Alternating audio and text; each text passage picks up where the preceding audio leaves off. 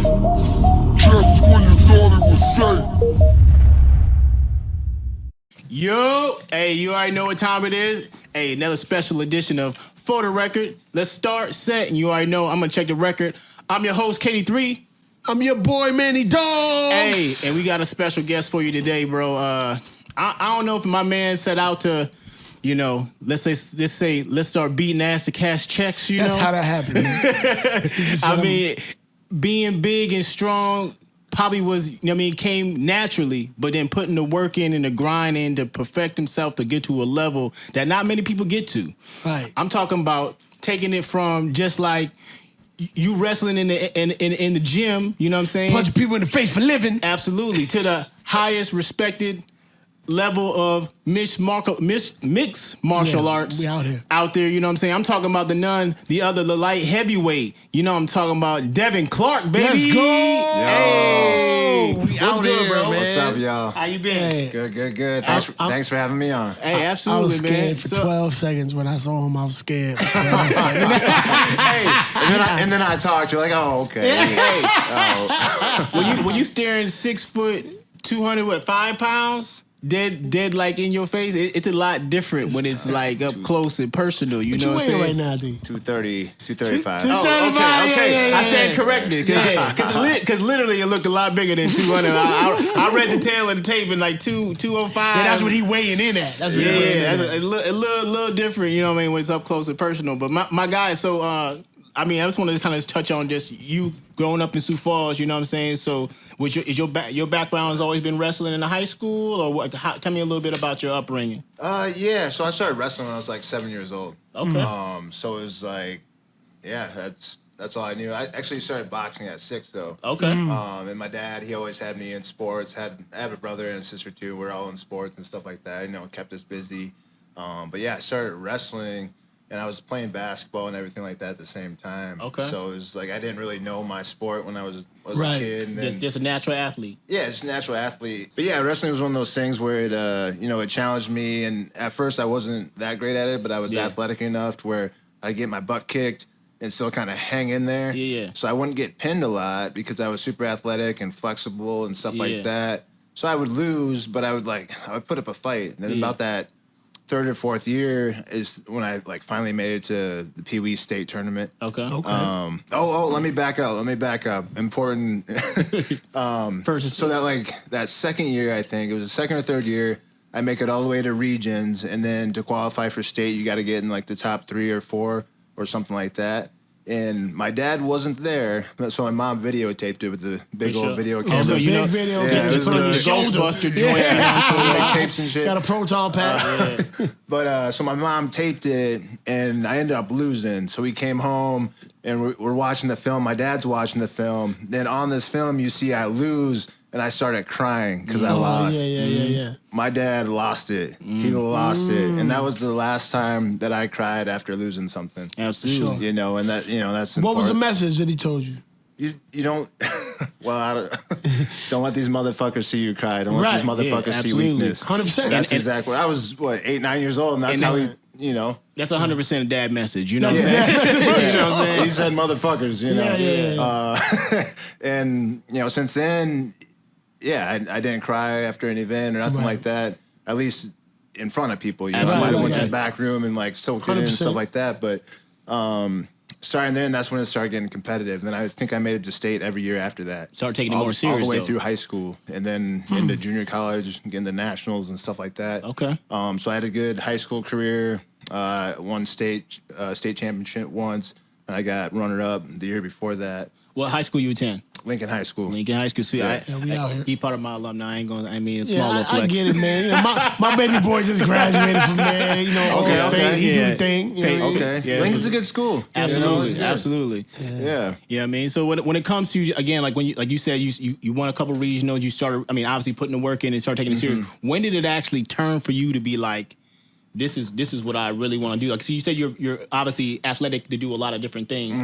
When did you put your whole sole focus into, I'm gonna do this mixed martial artist thing? Oh, that wasn't until after junior college. Okay. I won my national championship my freshman year in junior college. My sophomore year, I ended up getting 4th. You know, I just wasn't taking things as serious. Smoking pot. Yep. You know, just like You was on your own, fresh, young out there. yeah. I mean, I went to school pretty much just to wrestle. Like academics was not important to me, and you know, everybody says, you know, I wish I could do it again.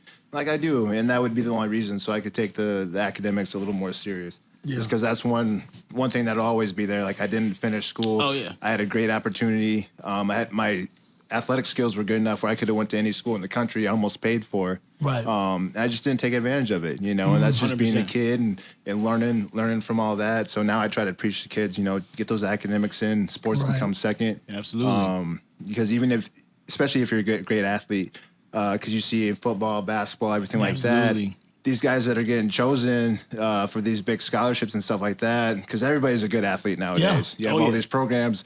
And that can make the difference right there, just the academic stuff. 100%. You know, if you're great academically, they're going to take you on. Yeah. So that's a message on itself just for the youth out there, you know what I'm saying? Like, so especially when you are given the opportunity, getting those full ride scholarships or even just like a half nod to your school. They notice you enough to put you on a team. Make sure you do the work by putting in the academic part because take it from a scholar himself, he's telling you right now that those opportunities sometimes dry up if you don't have that work ethic and drive to continue, you know what I'm saying? 100%. And most of the times when they recruiting, right, in the recruiting process, they got a group of you. It's not just you, right? So it's you and six other guys, right? And how they start to separate when you guys got really similar skill sets, really similar stats.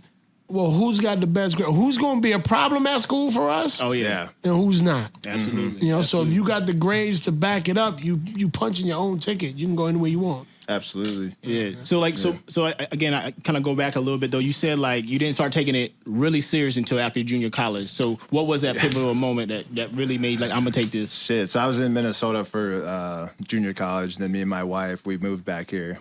She's my girlfriend at the time, but I've been with my wife since we were in high school. Absolutely. So we moved back here after junior college. And I was working construction, man. Working construction. In that heat, huh? Yeah. I was, in them streets. You was for the streets. Bro, with roughnecks. Like, I was doing, what was I doing? Like sheet metal work or like flat roofing? Yeah. Like the rubber roofing. And these dudes are fresh out of prison, you know, some are still in the program, stuff like that. Yeah. So I'm learning a lot of shit, not exactly the best shit. Right. I'm learning though. I'm learning stuff, you know, not always in the best way, but so I'm like, I still want to be an athlete. Yeah. So my dad's friend, Sonny, little Asian dude, I just talked to him last night. He's still one of my best friends and mentors. But he had a little team in the back room of a Tryon gym. And it was just, I think there was like 10 of us or whatever, but we would just go in there and pretty much spar every day. Okay. Yeah. But my dad knew him, so I'm like, all right, I'm gonna go check it out. And I checked it out. Turned out I was good at it. I think I had a fight like 2 months later, maybe. Okay. And now we talking MMA right now. MMA, yeah. Okay. Sorry. Okay. Yeah. So that's what got me in MMA. I just was. You know, I wanted to be an athlete again. Yeah, absolutely. And I kind of thought about it a little bit while I was wrestling, like, oh, the MMA stuff, that sounds crazy. I think I should try it at least once, you know, because it sounds so crazy and like, you know, it set me apart a little bit. So yeah, I tried it out and then I had my first fight and I think I finished the guy in, I think it was like 40 seconds or something. I didn't even remember the fight. You know, I'm nervous. I'm like, oh, adrenaline through the roof. Yeah, and so I'm in the back room and I take all my clothes off in the back room and I'm down in my shorts, barefooted, and usually, you know, you wear your warm-ups to the cage. Sure. I'm nervous. I'm like, screw that. I'm taking it out back here. Ran to the cage, like just getting in there as fast as possible. Absolutely. And the bell rings, and I go, and I throw a high kick, and I fall right on my ass. First thing, fall right on my ass. I got back up so quick, hit him, pow, hit him, took him down, then ground and pound from there and finished him. Nice. Absolutely. Like, okay, that was cool. I want to do it again. I can do that. That I can remember. Now I want to do it again. I'm like, all right. So yeah, that kicked it off right there. So you had touched on that your dad kind of introduced you to boxing too. Is that what that was? Okay. So with Jody Hardnoise, my first boxing coach. Okay. There you go. Yeah. Salute. Was that Joe Boxer? No. Okay. No, Jody, yeah. Okay, yeah. I think Joe had a gym up on the north side, though. Cliff. Oh, yeah, absolutely. Yeah, we trained a little bit in there and stuff. Okay. Yeah, so tell me, when you were younger and you started boxing and stuff like that, was it just skills dad passed down, or did you compete there too? So my dad, he never boxed or nothing like that. But he's from East St. Louis. He was in the street, So he learned how to throw these hands. He had to fight. Yeah. But and I've always said, through boxing, wrestling, MMA, and now UFC, I don't have that attitude that he has. Right. I grew up in Harrisburg, South Dakota. Right. I didn't have to fight. Right. I don't have that it's right now. You got to knock him out or he's going to kill you. Right. I don't have that. That mindset is different, yeah, for sure. He has that for me, so that's why he's always with me. He's always instilled that in me, or tried to, anyways. And I just I'm right there, but that's not my natural. It's not your first instinct. Yeah, absolutely. Yeah, self defense is my thing. Like, I don't fight unless I have to. I've never been in a street fight. Well, most that's what martial arts say there. Oh yeah, discipline. You don't. You're not out here to pick a fight. No, not unless you pay me. Right. So you're a prize fighter. Let's get that clear. We're a prize fighter. You set that check, and then we can talk. We can have a conversation about it. So that's dope though. Again, like I said, the instillment of your father obviously sounds like he's obviously been a great staple in your life and pointing you in the right direction. So when it comes to you, and again, obviously we see you on TV, whatnot, USA, we see your father very vocal. You know what I'm saying? Always for you, always your number one supporter, your number one champion. Is there ever a situation where you like, chill, Dad, I got this, or all the time, and that's just that father-son. Right. The son's always like, "No, Dad, I got it. I know what I'm doing." Yeah, but the dad's always right. He usually is always right. Yeah. But yeah, he gets pretty worked up when he's in the corner and stuff like that, cage side.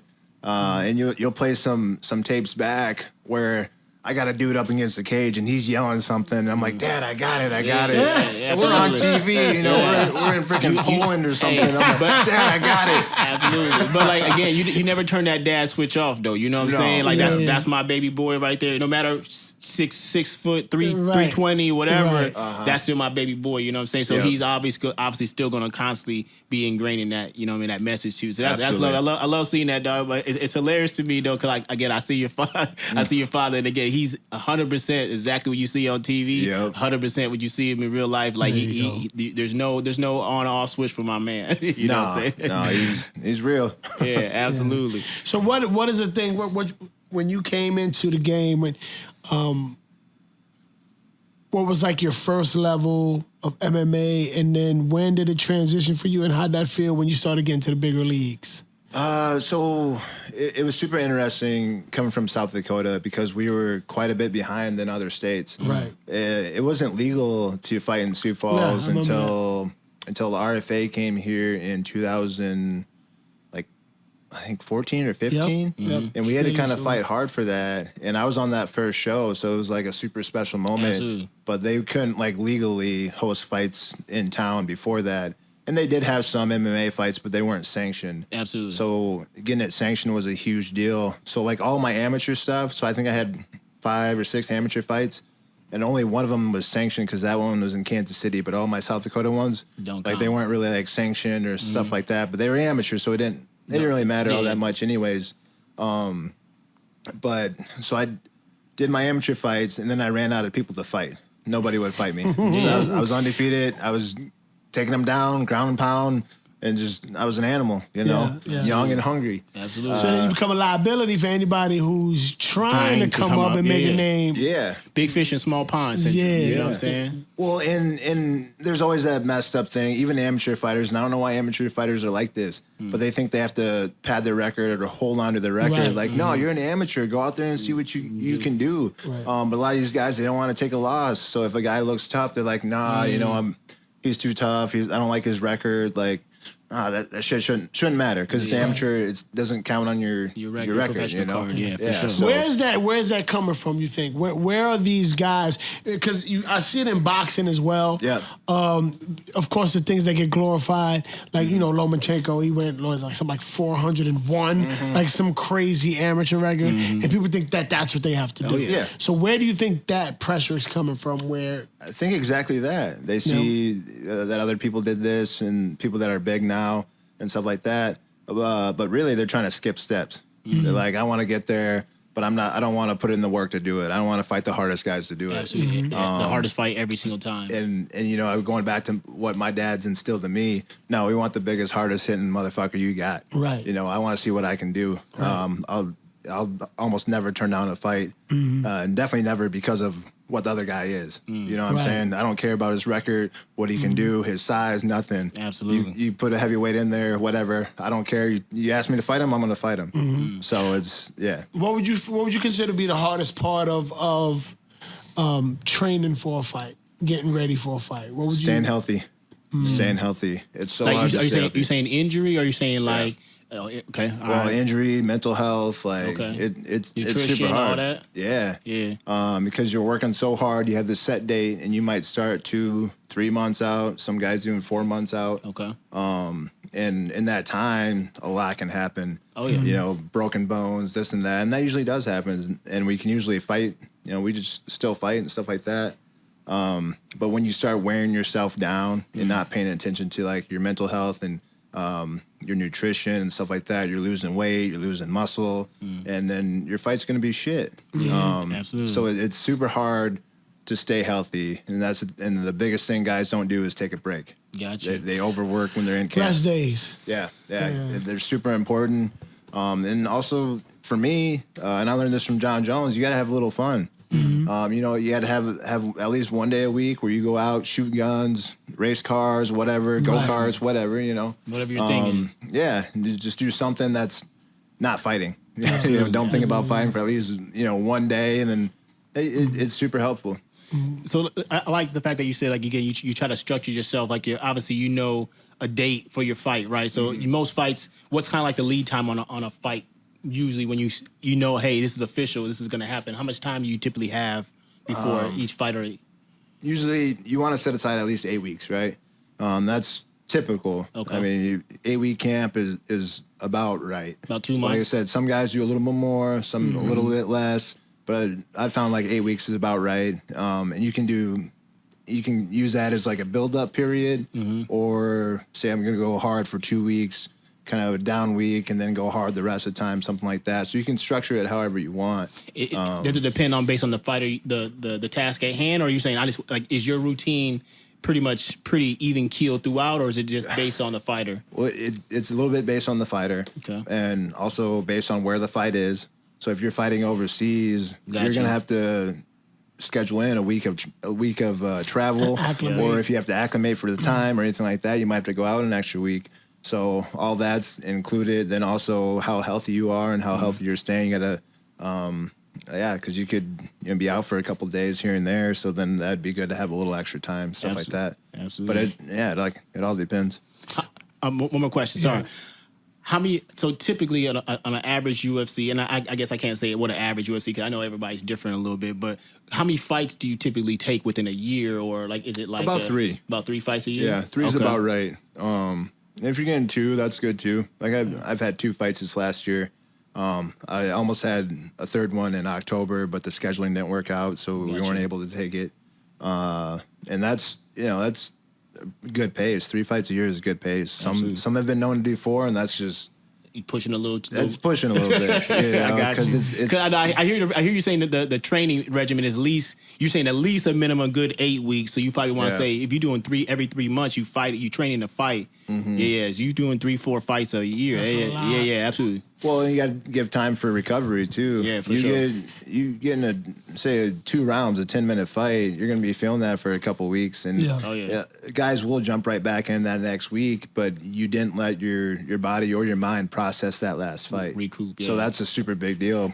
Processing that last fight. What went well? What didn't go well? How can I grow? And what am I going to do next time? Okay, absolutely, bro. So you've been talking about traveling, going out of the country. Scariest place to fight? Or weirdest, I guess. Weirdest? Yeah, I would say, that scary. Like Russia was interesting, but that's what I was figuring. I was like, I know that's got to be a little weird. Yeah, about the sketchiest place. Shoot, I don't know. It's super hard because I've also fought in Albuquerque, but I used to train in Albuquerque, and I don't know if you've ever been to Albuquerque, but never been there. Albuquerque's a different. New Mexico. New Mexico, You need lotion. It's a Wild West. It's a Wild West, bro. Got you. I got you. He's a Russia, Albuquerque, right Hey, I had more fear in Albuquerque than I ever did in Russia. But we were in St. Petersburg, Russia, so it's different than like Moscow or different places you'll go and stuff like that. But overall, it was actually like a super cool environment experience. Yeah. And I didn't even get to fight that time because the guy I was supposed to fight, he got popped for steroids the night before. Oh, man. So they're like, oh, sorry.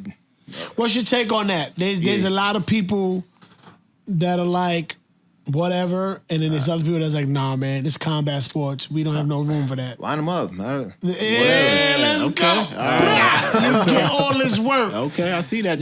So like, and if you fight a guy that you know is on steroids, and so you kind of know what to look out for. You got to look out for his power and his strength with him grabbing hold of you.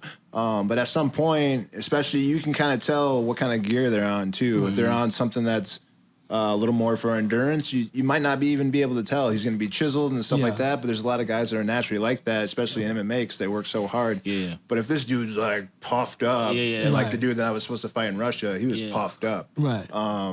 I'm like, he's not Not after natural. one round, he's not hitting that hard. Right. He's going to be, he's going to explode. He's going to be blowed out. Yeah. So it's like, it is what it is. It all shakes out at the end. Yeah. Okay. And in that experience, he had quit.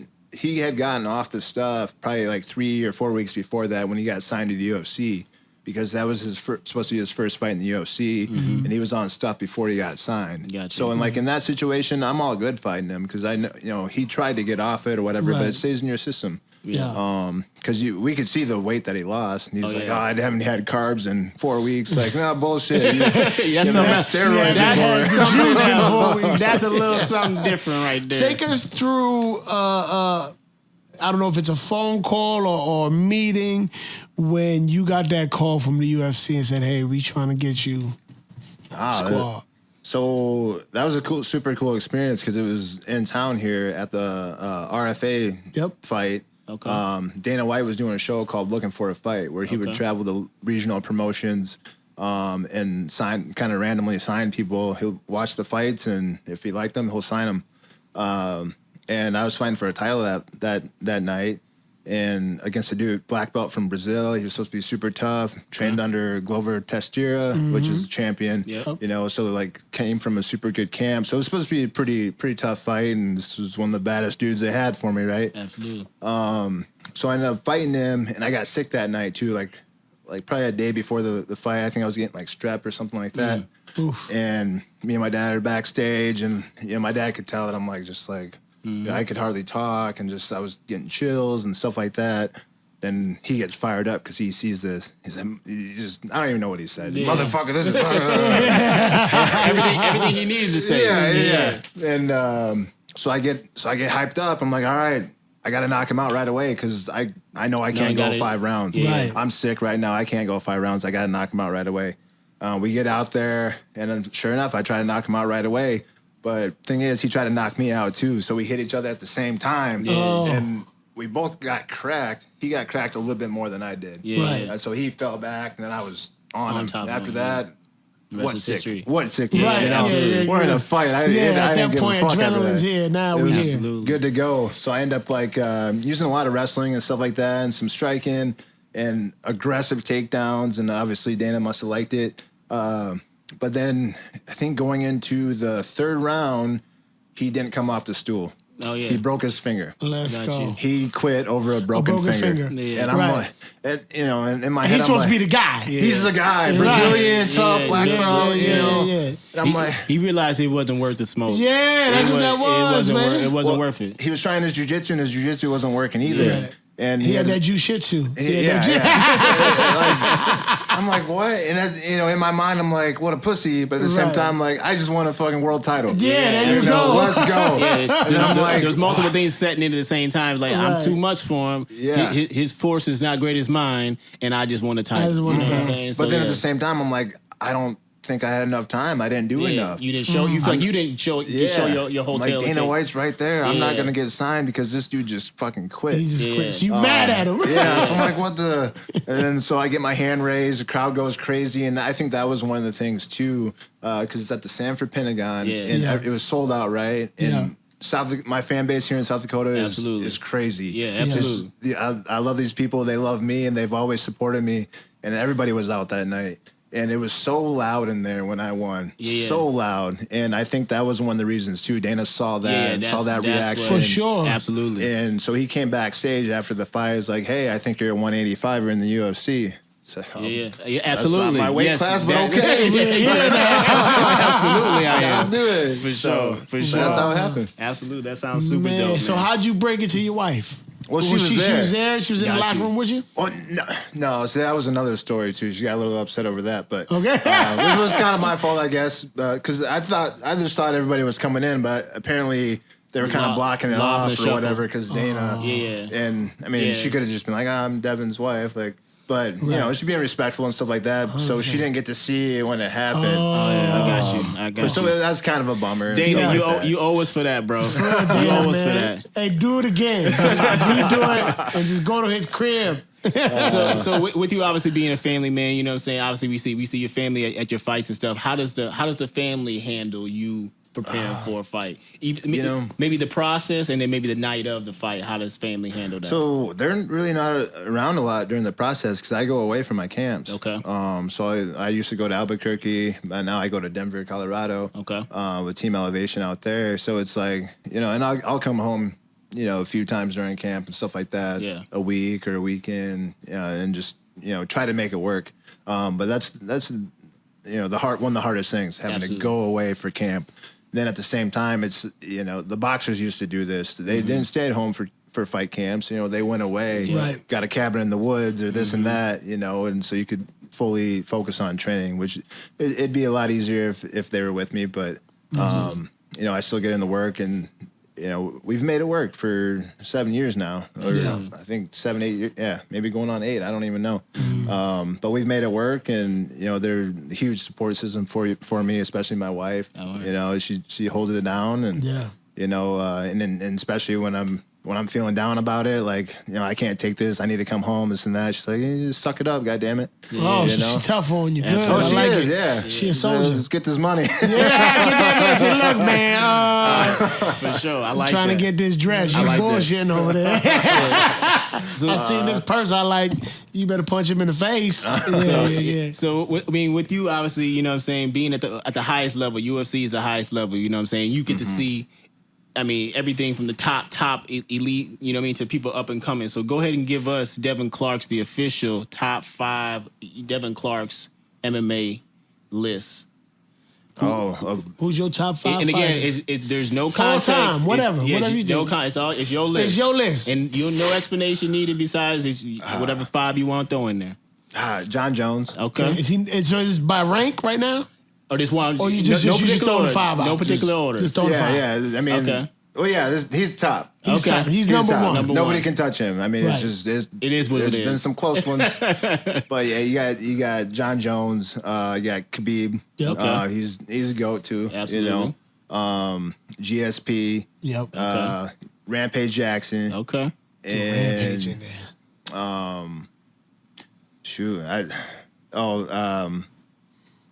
I can't think of the Russian guy. He was just in town too for Bellator. Fedor Emelianenko. Fedor. Okay. And that's just 5 people, I mean? Yeah. But those guys really helped shape the sport. 100%. They really did. And I can see. And Conor McGregor.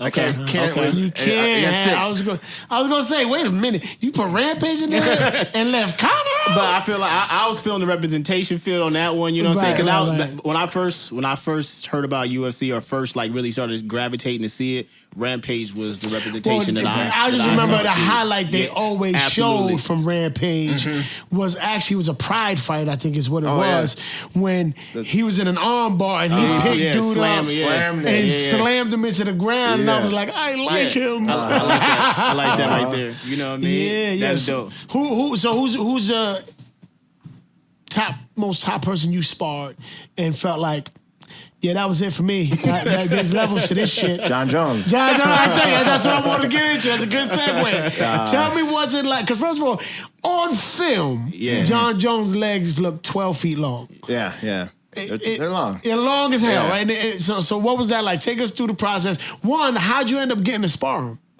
Okay, so I got signed to the UFC, right? Yep. And then I think that was in the spring, April. And then they offered me a fight they were actually putting on a card here in Sioux Falls, UFC fight here in Sioux Falls. First time ever, and it was the last time, as of right now.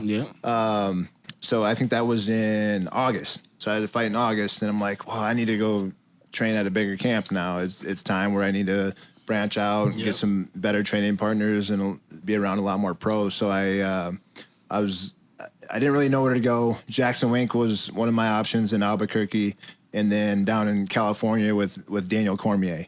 So it was, and that's how I came up with it too. It was, do I go train with John Jones? Because I want to go train with the best. Do I go train with John Jones, or do I go train with Daniel Cormier?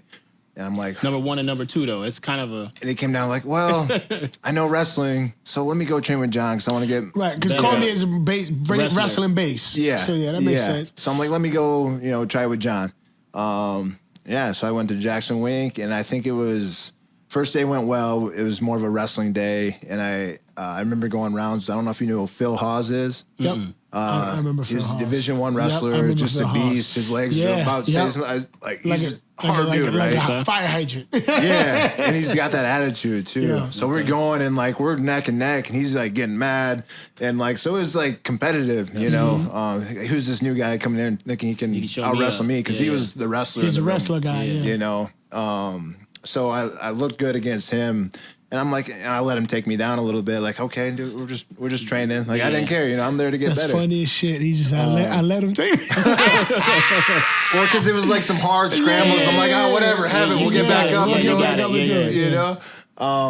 But then the next day, it's 9:00 in the morning. It's sparring day, and we're doing little gloves, little MMA training gloves, and they're not 4-ounce gloves that we fight in. They're 8 ounce. So there's a little more padding. And it's first round, they're okay, Devin, you're in with John. What? Shit! wait, hold on, wait. I haven't even had a Juan? UFC Is there fight. a Juan in? You said Juan? I'm in with Juan. Juan, where you at? I'm oh shit. I had a little panic. I'm what am I gonna do? Yeah. I'm okay, just do what you know how to do. Right. So I get in there and I try to wrestle him, and I think I got one takedown on him, which hey, that's good. That's good, bro. Yeah, it was a win in my book. I definitely didn't win the round, right? But I took him down. I do have a takedown. Yeah, and he was getting ready for another fight against Cormier at the time. Yeah. So I took him down. I had that pressure and stuff like that in the wrestling because that's just what I knew, and I knew I was out of my league. So I'm oh shit, I just do what I can. But he liked that, and he invited me back to help him finish his camp and to finish my camp because I was only going there for 2 or 3 weeks, just to get a little feel for it. Then he invited me back, and then I was there for another 6 years. Yeah. So at that point, you go from gun shy, kind of a little bit or starstruck, right? Yep.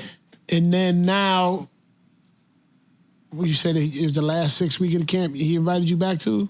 The last 3. So I ended up doing 6 weeks total or whatever, something like that. Yeah. Did you guys spar again after that? Yeah. So were you more comfortable in there, or does he constantly make you feel uncomfortable? Nah, I never really got comfortable. There's not really a lot of... Because I think people underestimate the levels. I really do. I think people think... and I think, the casual fan of any type of sport, right? Yeah. Especially when it comes to combat sports. Yeah. people have a misconception this guy looks a certain way. Oh yeah. So he'll be all right. Be regular. Yeah. He should explain those levels, man, and what that looks like for, especially for a young kid who may be thinking about, I want to get in. I bet I could do this and this. Explain what them levels look like and what they feel like. Okay, so here it is. So like a lot of these guys can do that, and I could do that. I can go, I can hold my own against John for a round, whatever, and a lot of people can, but it's that second, third, fourth, fifth round. Oh yeah. Where it's like, or even the later half of the first round, you might have a good start or look good for a little bit, but how long can you look good? Yeah, how can you, that adrenaline wears off, then the skill needs to come in after that. Yeah, and the patience. Yeah.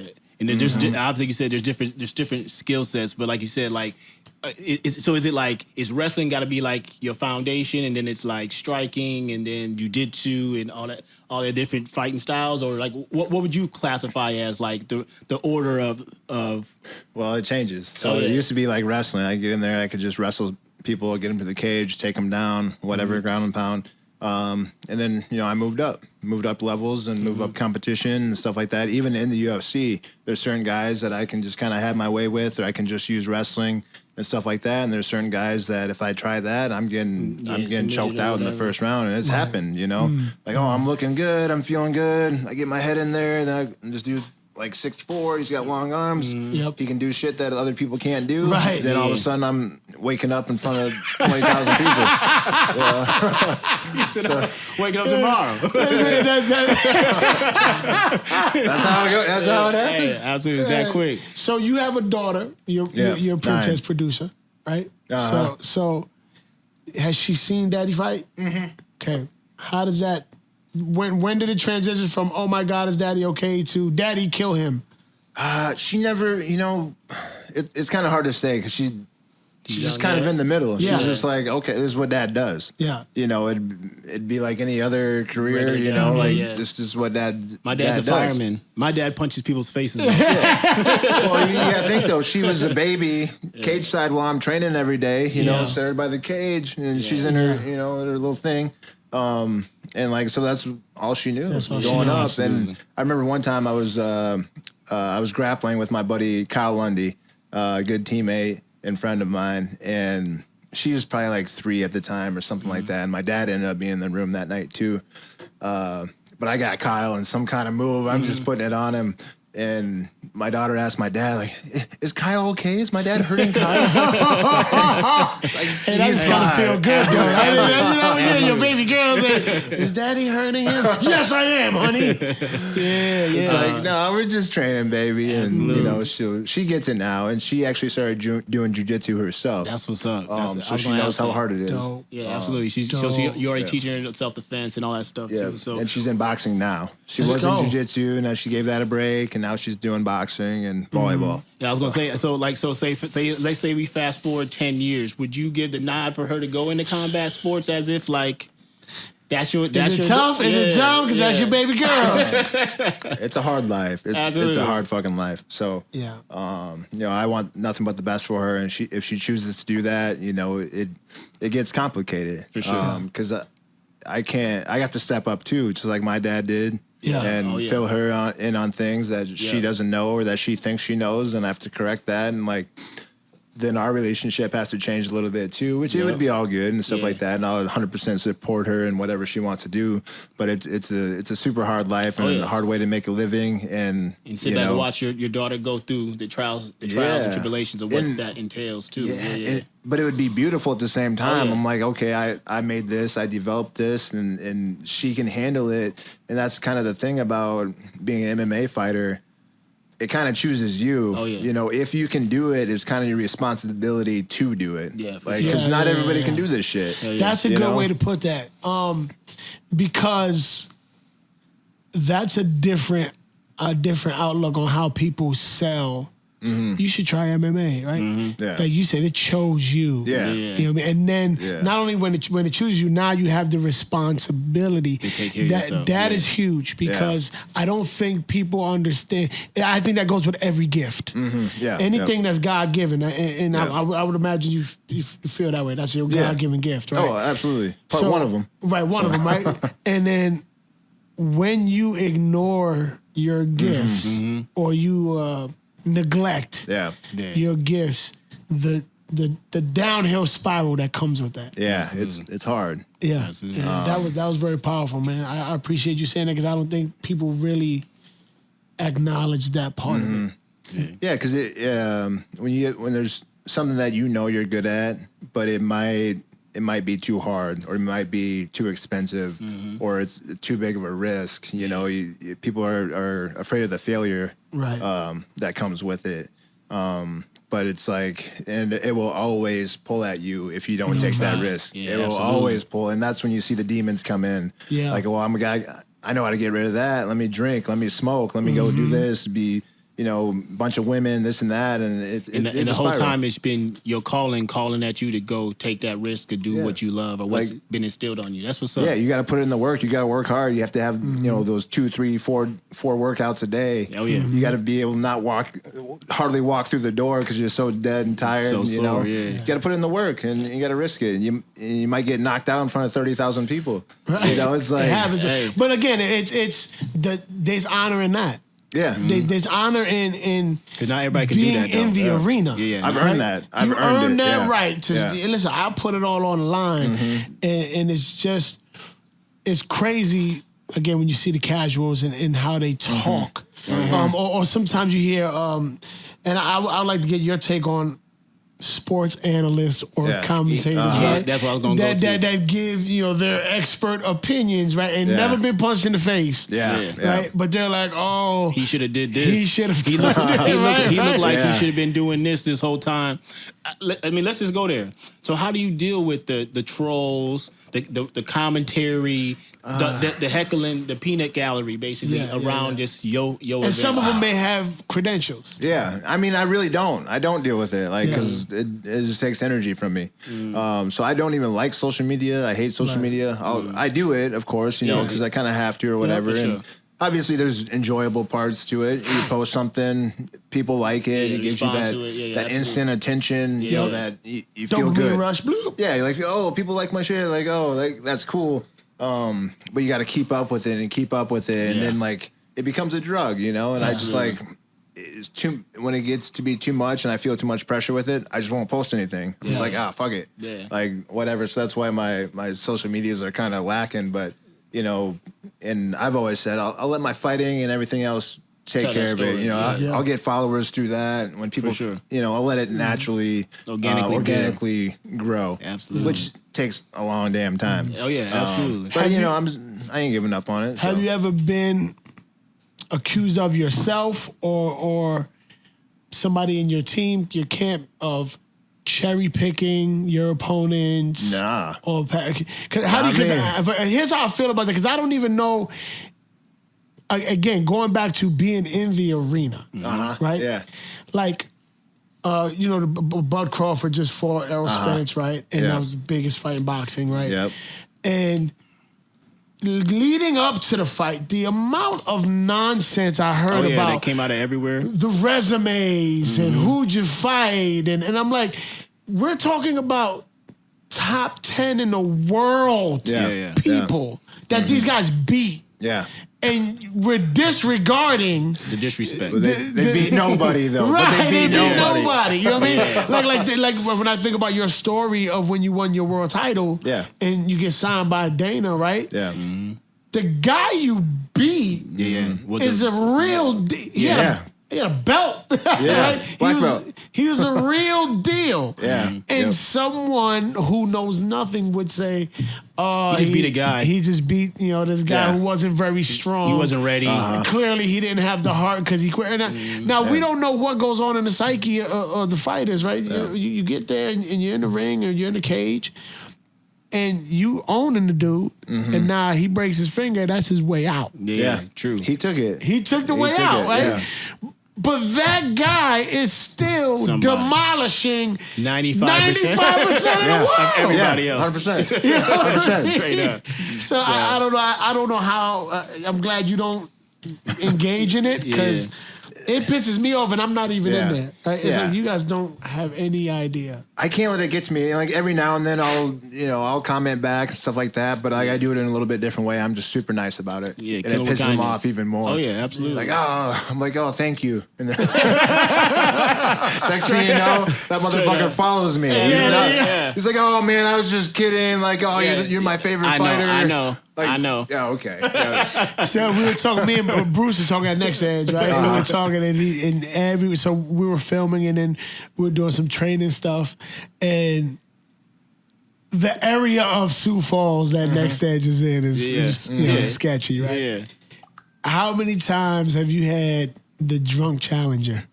Oh, none. None? No, Bruce has had it a few times. Yeah, so like we were in there literally training. Some dude walked in. I'm like, what is going on right now, Bruce? I feel like if you wise enough, nah, you ain't doing that. I don't think you on a regular day you're gonna just like, hey, I think I could fuck you up. Nah, come so on. So the dude walks in and Bruce is like, this always kind of happens. Yeah. I'm like, dude, we filming. What are we doing here, bro? Like, this is we gonna have to fight this guy. He's like, nah. He's like, man, they usually figure it out. You know what I mean? So I also wondered, maybe hanging out at the bar or something, and then do you get a guy that's like, I can take him? No, I'm usually too nice about it. Like that's cool. If someone comes up, I'm glad. Thank you, Sioux Falls, for being cool. No, but stupid. Yeah, I've had people come up and say some slick shit, but I'll let them talk. Like, all right, bro, but and whatever. And then once he stands up and he's like, you know what? I'm gonna buy you a drink. Let's go ahead and get this resolved right now. You know what I'm saying? Well, once I'd be like, oh, well, yeah, am I making money off this? Like, because I pulled it out a few times. Like, I only fight if I'm getting paid. Yeah. And then they kind of calm down. Oh, he does this for a living. Okay. I'm gonna sit down. Thank God. Thank God. But no, I don't like to fight. Like, and that's crazy for you to for this to be your profession. You don't like to fight, but again, I like to compete though. Absolutely, and that's where you make the differentiation. I like to compete. I'm very competitive. When I get in there, you tell me I can't beat somebody, I'll tell you I can. All right. And so with all these opportunities that you've had, traveling, all that.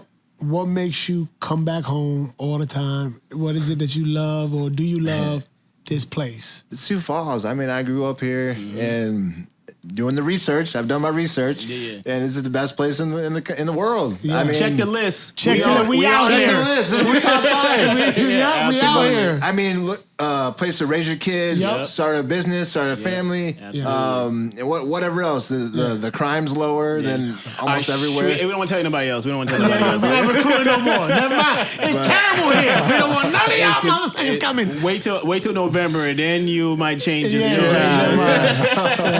Come visit in November. So just want to touch on, because we just obviously celebrated 50 years of hip hop, man. So what does Devin Clark listen to on a regular? Do you have is it a certain genre? Yeah. Is it? I mean, do you stay in hip hop mainly, or is you all over the place? So I'm a little bit different. I'm a little bit different. Let us know. I grew up out in Harrisburg, and when I was growing up in Harrisburg, I didn't like country music at all. Okay. When I was a kid, I hated country music. Right. Then like high school, like later on in high school, then like especially junior college. We go out to Rochester, Minnesota, and then you go 10 miles outside of Rochester, you're in God's country. It's country. Yeah. And some of my best friends are from where you go out, and it's little towns, this and that, and I fell in love with country stuff. Okay. I grew up, I had a cornfield in my backyard, so it's like, whatever. It's right down the street from me. You know what I mean? Yeah. But I like country rap. So it's a bit That's of a the genre. new thing. Yeah, I was gonna say. We were just talking about that yesterday with Bubba. So Upchurch, Ryan Upchurch, he's like probably my go-to artist. Him, Adam Calhoun, Jelly Roll. Everybody knows Jelly Roll now because he started in country. He had a song that went way mainstream, right? But I think it was maybe 2-3 years ago. He played at Big's Bar in Sioux Falls. It was Jelly Roll, Struggle Jennings. I think Nice Year was on that show. Yeah. Gabriel Knight, yep. And and there was, I think, maybe 70 people that showed up, and it was Sturgis. They were on their way to Sturgis, but like 50 people showed up, 70 people, something like that. So they just got wasted, did the show, Absolutely. had fun with it.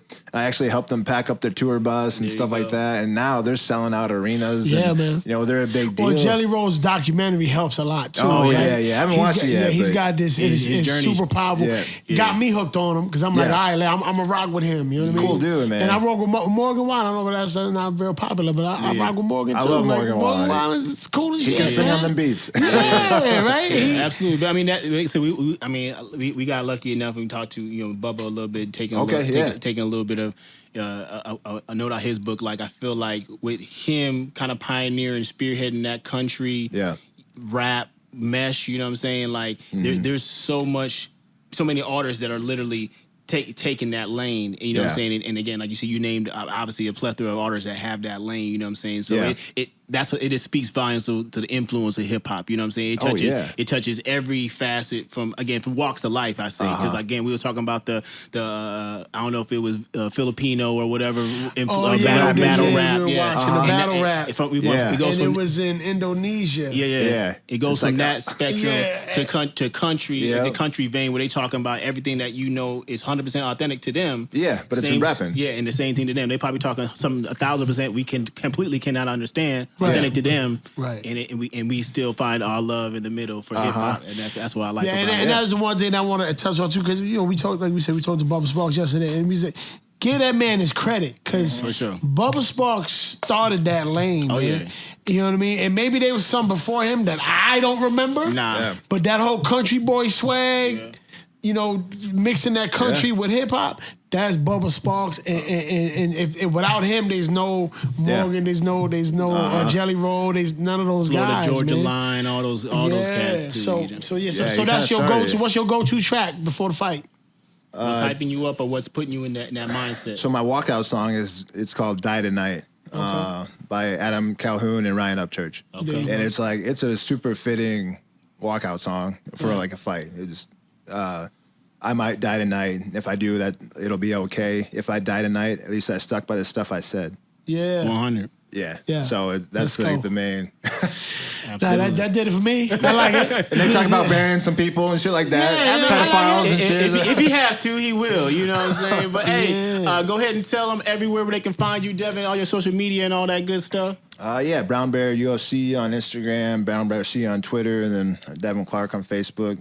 But I just want to shout out everybody in Sioux Falls, South Dakota, Harrisburg, everybody around South Dakota, man. I've gotten so much support over the years from wrestling, football, baseball, all the way in MMA. I've got people that I've known my whole life through athletics, and they still support me, and I just think that's a super beautiful thing. I hope I've earned that, and I appreciate that. For sure, man. You our champ. Absolutely. You our champ. Hometown champ, man. It's hard to believe, though. It's like it's a hard thing for me to take in and like, okay, these people really have my back and stuff like that. Because it's just me, like it's just Devin Clark. It speaks volumes to my man right here, dog. Because he's so humble. He doesn't realize again that he earned all the accolades that he has. Right. And again, it gets to show again his spirit and how humble and how great he really is, man. I salute him 100%. Is my guy, bro. You earned all that. You deserve everything you get, bro, and many more blessings. We appreciate you, man, and we know you're a busy man, so we appreciate you coming out. Taking the time, doing the things and sharing the shout out whatever you got going on, my man. Oh, man. In this corner with the champ is the other podcast, Do Think 3D, Do Work Better.